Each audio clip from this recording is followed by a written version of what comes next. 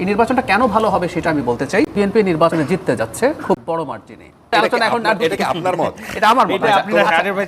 আচ্ছা, আমার অ্যাজাম্পশন হচ্ছে একটা ভয়ঙ্কর ডিজাস্টার হয়ে যেতে পারে বিরোধীদের। বিরোধী মানে আমি অলরেডি বিরোধী বলে ফেলছি। নির্বাচনী ডামাডোল যেটা, নির্বাচনী যুদ্ধ যেটা, সেটার মধ্যে ঢুকে গেছে আর কি দেশ। কিন্তু সেই জায়গায় এখনো কিছু মানুষ মানে আমাদেরকে প্রশ্ন করে, আপনাকেও নিশ্চয়ই এই প্রশ্নটা করে যে আসলে কি নির্বাচনটা হলে কি সুষ্ঠু হবে? 9 লাখ আইন শৃঙ্খলা বাহিনী, সশস্ত্র বাহিনী সহ যেই প্রশ্ন আছে, মানুষের মধ্যে শঙ্কা আছে, উদ্বেগ আছে, সেই জায়গায় কি আপনার এখনো মনে হয় যে এই নির্বাচন কমিশন সম্পূর্ণ প্রস্তুত? আজকের খবর হচ্ছে, একটু আগে যখন নিউজ পড়ছিলাম আমরা ওখানে দেখলাম যে বিভিন্ন জায়গায় 5-6টা জায়গায়, কুমিল্লা, সিরাজগঞ্জ, বিভিন্ন জায়গায় নির্বাচনী প্রতিপক্ষের সাথে মারধর এবং অনেক মানুষ আহত হয়েছে। আপনার মনে হচ্ছে যে একটা সুষ্ঠু, শান্তিপূর্ণ, গ্রহণযোগ্য নির্বাচনের জন্য দেশ প্রস্তুত? প্রথমত বলি, নির্বাচন হবে কি সেটার পরিমাণ অনেক কমে গেছে 25 ডিসেম্বরের পর থেকে, যেদিন তারেক রহমান দেশে ফিরেছেন। ইনফ্যাক্ট এটা কম বেশি করেছিল ওসমান হাদির হত্যাকাণ্ডের পর, এটা আবার একটু চড়েছিল 25। এবং ব্রিলিয়ান্ট জনাব তারেক রহমান ওই দিনই ঘোষণা করেছিলেন যে উনি ফেরত আসছেন। সেটা বেশ খানিকটা পরিস্থিতি শান্ত করে, আর উনি ফিরে আসার আগ পর্যন্ত সবাই আবার বলছে আদৌ কি আসবেন, আসলে দেখা যাবে। যখন চলে আসলেন সেদিন থেকে এটা কমলো, আর এখন আমাদের আলটিমেটলি সব প্রচারণা শুরু হয়ে গেছে। আমি মনে করি না এই প্রশ্নটা ইদানিং আমি আর খুব একটা ফেস করছি না। কিন্তু অন্য প্রশ্নটা, নির্বাচন কেমন হবে, গ্রহণযোগ্য নির্বাচন হবে কিনা, মানে ডক্টর ইউনূসের সাথে দ্বিমত করে উনি বাংলাদেশের ইতিহাসে শ্রেষ্ঠ নির্বাচন হবে বলছেন। এটা শ্রেষ্ঠ নির্বাচন হচ্ছে না ফর শিওর, কিন্তু নির্বাচন গ্রহণযোগ্য হবে। আপনি যেসব সংঘাতের কথা বলছেন, এটা গণ অভ্যুত্থান পরবর্তী দেশে নির্বাচনের আগে বা এর মাঝামাঝি সময় যে পরিমাণ সংঘাত হবার কথা ছিল, আমাদের তো সংঘাত কিন্তু হয়নি। আমরা কেন যেন খুবই ইমপ্র্যাকটিক্যাল চিন্তা করি। ইমপ্র্যাকটিক্যাল চিন্তা করে লাভ নাই। ধরুন আমরা মধ্যপ্রাচ্যে কি হলো, আরব স্প্রিংয়ে কয়েকটা দেশে গৃহযুদ্ধ শুরু হয়ে গেছে, 4টা দেশে সরিয়ে রাখেও নির্বাচন হয়েছে 2টোতে, ইজিপ্ট এবং তিউনিসিয়াতে। সেটা যদি বলি, তার আগ পর্যন্ত সবার মধ্যে যে পরিস্থিতি হয়েছে, বাংলাদেশ মাচ বেটার পারফর্ম করেছে। সংঘাত হবে, মারামারি হবে, আনএক্সপেক্টেডলি, আমরা কোনোভাবে চাই না, প্রত্যেকটা জীবন মূল্যবান, কিছু মানুষ মারাও যেতে পারে।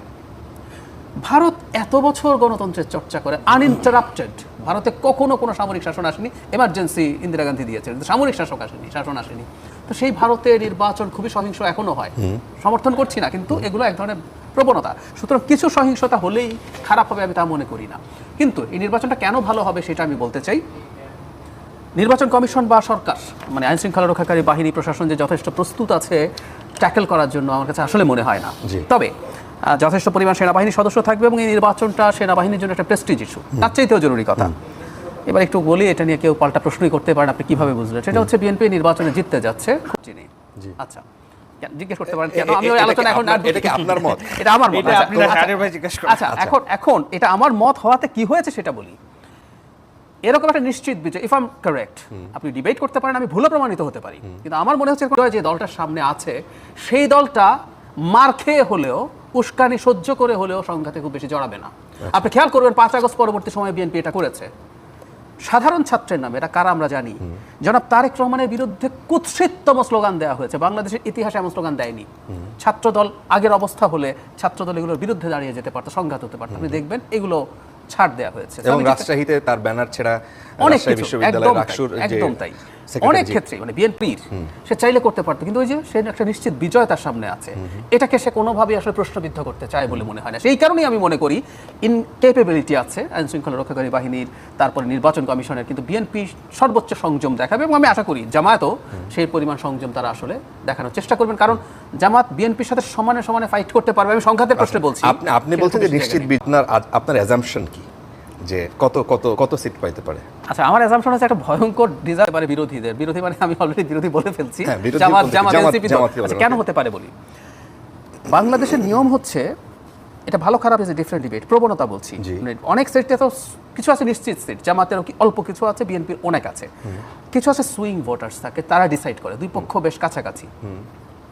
বাংলাদেশের প্রবণতা হচ্ছে, কখনো যদি জানা যায় বা শেষ মুহূর্তে জানা যায়, আগে হচ্ছে শেষ মুহূর্তে একটা ফ্লো তৈরি হতো যে এই দল ক্ষমতায় আসছে, এবার এটা অনেক আগে জানা গেছে। তাতে কি হয়, সুইং ভোটারদের প্রবণতা হচ্ছে সরকারি দলের এমপি নির্বাচন করা। ধরে নিলাম কোন একটা সিটে মনে করছেন সুইং ভোটাররা যে না, জামাতের প্রার্থী বিএনপির প্রার্থীর চাইতে বেটার মনে করছেন, কিন্তু উনি যদি বুঝে যান বিএনপি ক্ষমতায় আসছে, ওনার মনে হবে কি আমার জেতা পার্টির এমপি লাগবে, কারণ উনি আমার এলাকায় বেশি উন্নয়ন করতে পারবেন। আমরা এমপির কাছে কিন্তু উন্নয়ন চাই, এমপির কাছে উন্নয়ন চাওয়ার কথা ছিল না, ওইটা আরেক পলিসি ডিবেট, আমরা ওইদিকে যাচ্ছি না।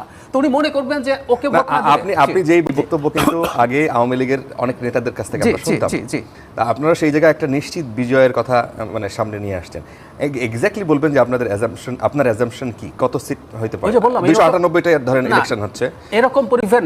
এখানে একটা প্রশ্ন আছে, বিএনপির স্বতন্ত্র আছে, জি। তো সম্ভবত 79টা সিটে আছে, জি। এর মধ্যে আবার ক্যান্ডিডেট বেশি, মানে একাধিক বিদ্রোহী, সদস্য জি। আছে, বিদ্রোহী Right. যারা আছে এরা কিছু সিট পাবে, এবং দুইয়ের ফাইটে জামাত কিছু সিটে বাড়বে। তারপরে ইভেন বিএনপি 250-র কাছাকাছিও চলে যেতে পারে যদি ওই জোয়ারটা হয়। 250 ওই জোয়ারটা যদি হয়, আর তাহলে জামাত কত হবে? আর ওই জোয়ারটা যদি না হয়, ওই জোয়ারটা হয় বিএনপি 200 খুব কমফোর্টেবলি ক্রস করবে। আচ্ছা, তাহলে জামাত ওই জোয়ার যেটার কথা বললাম যে জেতা দলের এমপিকে নির্বাচিত করো, সেটা যদি হয় লিবারেলি, আমি যদি চিন্তা করি জামাত এনসিপি জোট 50 পর্যন্ত যেতেও পারে। 50? আর যদি ওই ফ্লোটা তৈরি হয়, তা আরো অনেক কম সিট পাওয়ার সম্ভাবনা আছে বলে আমার মনে হয়। আচ্ছা, তাহলে জামাত হবে বিরোধী দল, জামাত এনসিপি প্রধান জোট, বিরোধী দল জামাত হবে। এনসিপি জোট 50 সিটস পায় এই নির্বাচনে, এটা তাদের রাজনীতির জন্য খুবই পজিটিভ। অনেকে না মানে এই যে একটা হাইপ তুলছে, এই হাইপেরও কারণ আছে, এই হাইপটা তারা তুলছে ওই কারণে যারা সুইং ভোটার আছে তাকে এটা বোঝানো আমি কিন্তু ক্ষমতায় চলে যাবো, সুতরাং আমাকে ভোট দাও, রাইট। এই হাইপটা